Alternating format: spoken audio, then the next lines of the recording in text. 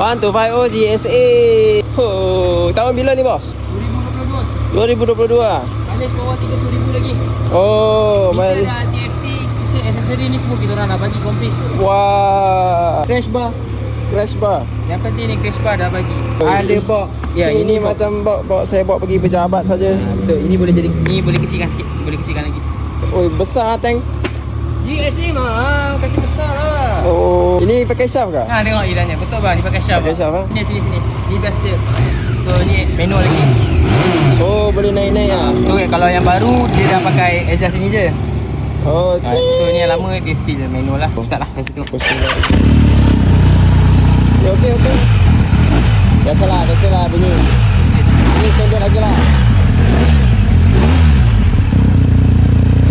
Sebab I punya kerja banyak jauh. I mau cari motor besar lah. Oh, dia duduk mana? I duduk atas kerusi tak dah? I duduk Shah Alam. Kerja mana?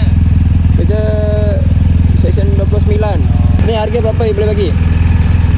Awak 130. Oh, 100? 30. Okey lah.